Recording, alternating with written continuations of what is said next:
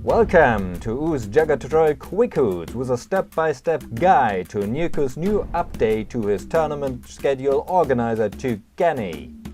This tutorial describes version 2.1 of Tugeny.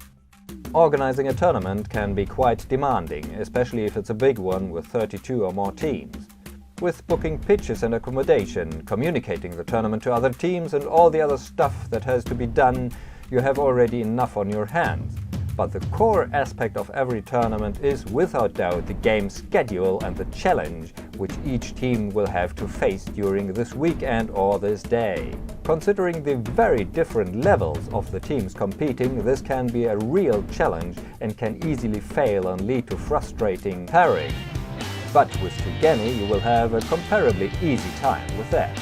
With Tugeny, you not only can set the game schedule, but you can also define the game flow by yourself. You can even set the referees. And with this great update, we have many improvements like auto-setting, challenge statistics, and best of all, you now are able, right on the field, right after your match, to send the results of the match to the organizers, and the software will automatically calculate the next pairings. So let's go through Tugeny step by step and have a look at the new features included in the update.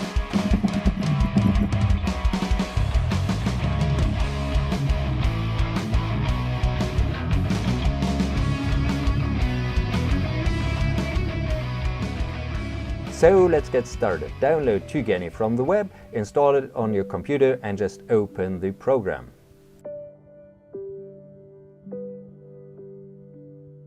A blank tournament opens. On startup, 16 teams and 4 fields are already set as default for your convenience. Of course, you will have to adjust the number of teams and number of fields according to your tournament. Let's have a look on adjusting the number of fields for your tournament. Click on the tournament menu icon, click on number of fields and set the number of fields that you will have on your tournament. Now you will see the empty field rows turning up on the bottom of your window. Set the correct date, this is pretty important later. And set the time accordingly. You cannot set a preferred match type, but you can edit the match types in the list.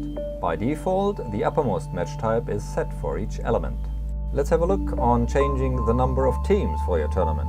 Click on Manage Teams and set the number of teams that you're expecting. Note, do not enter the names of the teams, this will be taken care of later. Now set up pools. Note that with the update, pools have become compulsory. The total number of teams in all pools have to be the same as the total number of teams competing in the tournament. The pools are serving as a source for placing the teams. For example, you could do one small pool with the strongest teams and a bigger pool with all the rest of the teams.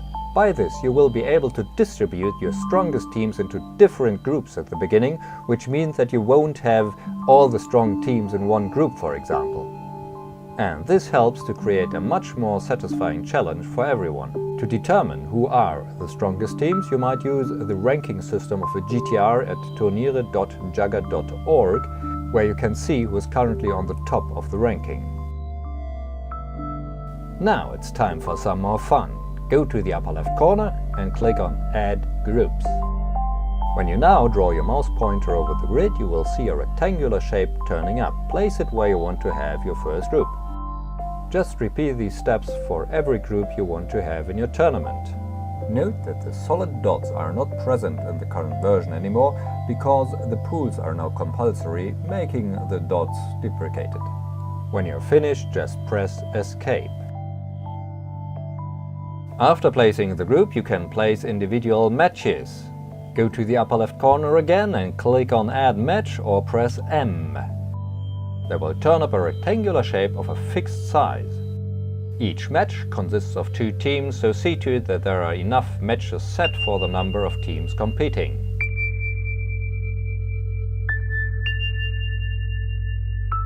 You can move the grid by pressing the right mouse button by default.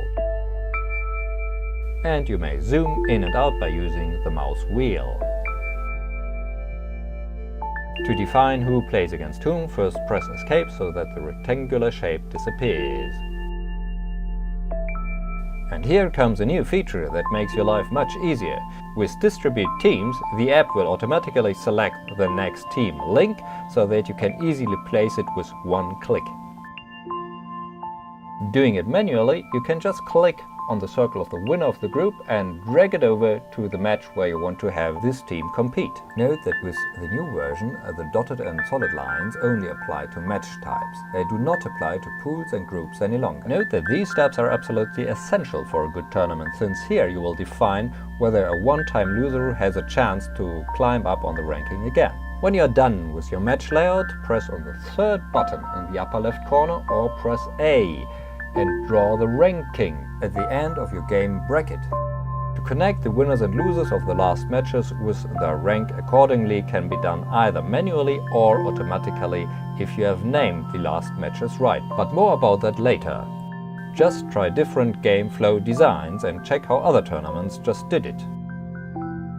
It is highly advisable that the loser of a group has still the chance to climb up to the first rank, so be the winner of the tournament, when they win all their succeeding matches. Also, setting the winners of groups against each other will give them a higher probability to challenge each other over and over again, which could be quite frustrating. Editing match details can be quite important. Just double-click on the match, a window pops up where you can name the match, which will be pretty important for the ranking with the last matches. And here comes an important new feature. You can select the number of matches, then right-click on one of them, and by selecting from the drop-down menu you can distribute settings of this match on all other selected matches in one go, like the source pool, number of teams, tiebreaker, match type, and so forth. When adding individual matches after the group phase, it might be advisable to bundle them to get a better overview over them. And again, we can use Distribute Teams to make our life much easier. This sort of bundling of the first 4 and the second 4 teams shows which teams won't challenge each other again. This only serves a better overview. We shouldn't connect these, since otherwise there will be re-challenges between teams. So we are connecting the first and third here instead. Now we are bundling again to separate the winners from the losers, again only for your convenience, only for the overview.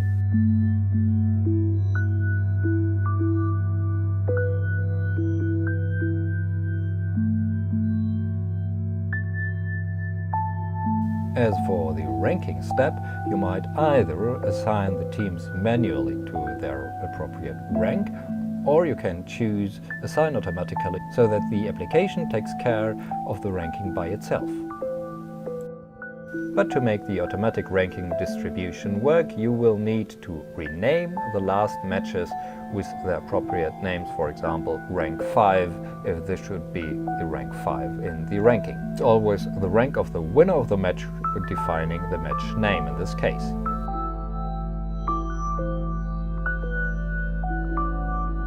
And now our bracket is finally finished. Now, a very handy feature is a test suit. With this you can check bracket correctness, and when it's green everything is fine. Errors might be that matches are left unconnected or are connected in sort of a circle, stuff like that. Checking schedule correctness right now would lead to an error message saying that your games are not scheduled yet, which is correct since we didn't schedule anything right now.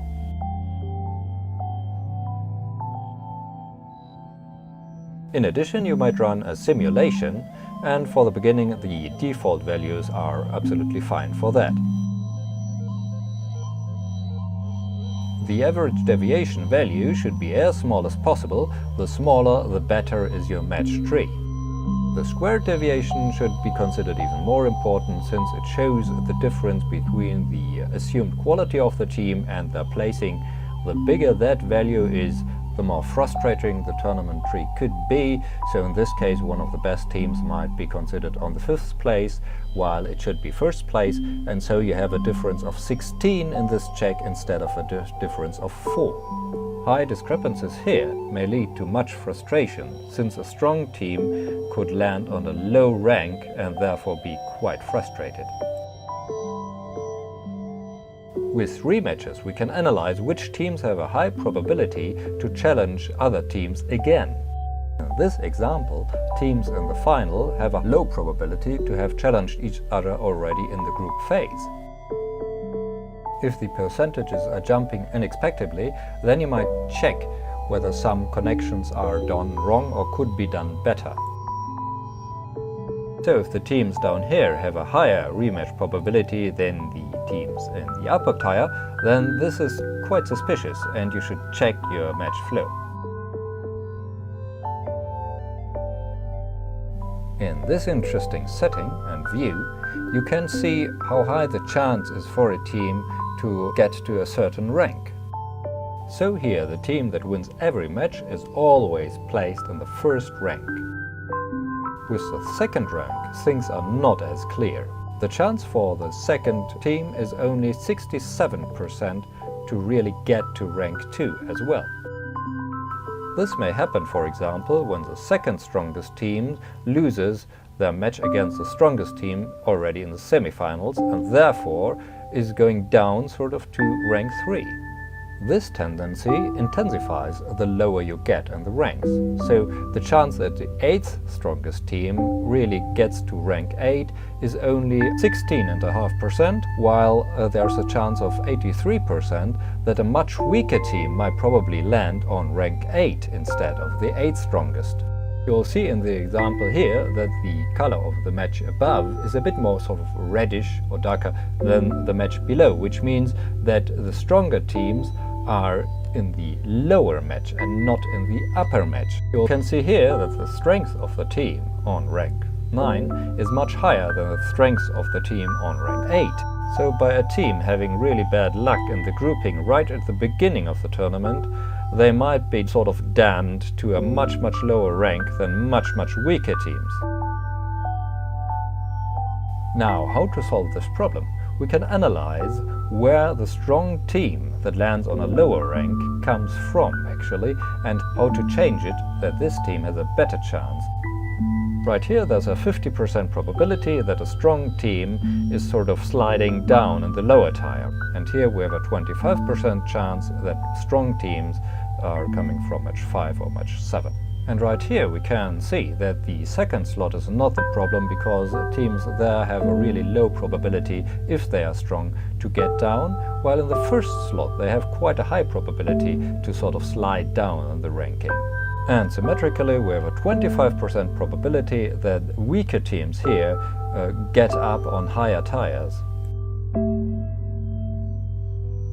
By this we learn that it might be quite good to add a relegation match for the second and third teams to play against each other to avoid this situation. So right here we have added in the relegation matches, and now we could reanalyze the tree and look whether the whole situation has become better. And indeed, we can see that the quite high negative chances before have been greatly reduced now just by adding in 4 games. So the quality of the tournament has been heightened significantly only by adding in 4 relegation matches. And now finally is actually time to add in the actual team names. You might do this manually as shown here, but you might also import a list where each team is mentioned in one line, or the more elegant version is to import the team names directly from the GTR. Just download the JSON string if you are organizer of the tournament and copy the content here. Teams with long names will be marked in red, which means that their names might probably be cut off, and for those you can add an abbreviation in the name list. And later you can add the team names to the pools in the order that you might, for example, have drawn or have set manually. Then you can proceed. Click on Menu Item Tournament and on Optimize Schedule. Tick whether you want to have an exclusive final and then click Run and just wait until the system has calculated an example. Click close on the small window and close again for the big window, or let it run through again. Now you will see that your field rows have been populated with individual matches. You can move matches between fields and time with simple drag and drop. If you want to change place of two matches, then you can just press Ctrl, click on one match, you will see a blue arrow turning up, and then click on the match that you want to change place with, there will be a green arrow, and they will change place. Now take your time to go through the field row and the matches in the different fields and look whether the matches are looking good. So whether one team play 3 times in a row, for example, which wouldn't be good, or whether one team will have a rest of 4 matches or something like that, and try to change accordingly. Of course, you can do this only in the group phase, because all other matches are relative to the results in the group phase. Only the group phase matches are already set. All other matches will depend on the outcome of the group phase. Now, if you want, you can even set referees, either by using the referee button up on the upper left corner, or by clicking Tournament Optimize Referees, and it will place referees as good as a program can. Again, check whether the referees are fitting to the games and whether it's physically possible for the team to really do referee. Before the tournament begins, there is one last feature that I really do love. If you click the Export menu item, you will have Export Field Schedule and also Export as SCV. If you click on Export Field Schedule, then it will generate a PDF that you can print out and lay out. And I really can recommend to do so, because it's both very handy. And if your computer dies, you know Murphy's always waiting around the corner, then you have the good old pen and paper backup. Your tournament will not go haywire and people won't try to kill you after it. And here is a great addition that comes with the current update. The online tool that you might even use with your smartphone. Teams will be able to see their next matches right on the pitch, dynamically generated right on the field on their smartphones. The organizer needs to create an account on Tugeny.org. Use the Create Account form, not the Contact form. And your account will be manually activated. Note that only the organizer needs an account, not the participants in the tournament. Here are all the usual steps with agreements and login, stuff like that, create new account, etc, etc, you know the drill. And then you just have to wait until your account is manually created. It could take a short while probably. When your organizer account is active, then you will have a dashboard where you can create new tournaments.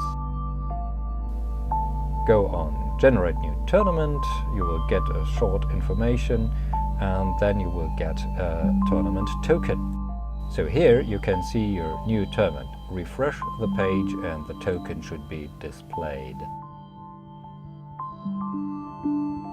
And this token you can use in Tugeny, so insert it into Tugeny, to register your tournament online with the Tugeny app. Be careful to keep your sync token a secret, otherwise anyone could sync details with your Tugeny tournament. Note that your tournament is still set to draft so that no one can see it, it's not public yet. So add the token that you got in Tugeny in sync, accept the information, text, and then click on synchronization. As long as this button here is green, this means the synchronization is active. Refreshing the page, you will see in your list the name which you inserted in Tugeny for your tournament. So Tugeny has sent the name of the tournament to the online website. Same goes for the time and the duration of the tournament. Clicking on the eye, you will get to an overview, which shows how the tournament will look like when it's published later.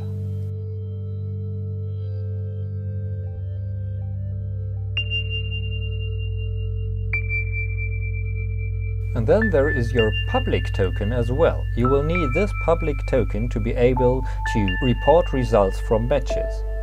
And if you click on it, you will get to a QR code that you can, for example, print out or let people scan with their smartphones to get this token and to be able to report results of their matches in the tournament. Alternately, you can also use the link here and send it around, for example, with Telegram or another chat client. And every smartphone having either scanned the QR code or activated the link is able to submit results to the Tugeny application. And this is valid for 7 days. An example, we are inserting 5 to 1, 5 to 2 here as results and click on submit, and we see that our match result is on its way. There's a refresh about every minute, and so after a time we can see live and online that our result is inserted into Tugeny dynamically. Here you might check when the last update has happened. And here we've got it 5 to 2 and 5 to 1. So a recap, we have 2 tokens, 1 token to register your tournament with the Tugeny app, and the public token, which you should not display too publicly on your website, for example, because anyone having the public token is able to report any results to the app.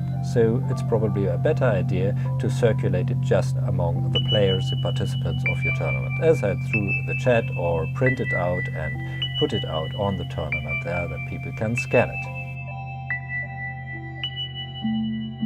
And when everything is tested and fine and okay, you can press the publish button and your tournament will be publicly available. As a test, if we delete the tournament from the online website, then the button on the Tugeny app will turn red because, of course, the connection to the website is broken and no more information is transferred. So, this was the step-by-step guide through Tugeny, the fantastic tournament organization done by Falco Jugger's Nico. If you have any comments about this, your experiences, you are most welcome to write a comment here in the comment section on YouTube. Even if you have questions, we will try to help you here as well. Have a good time, many happy tournaments, hope to see you on the pitch, and happy jugging!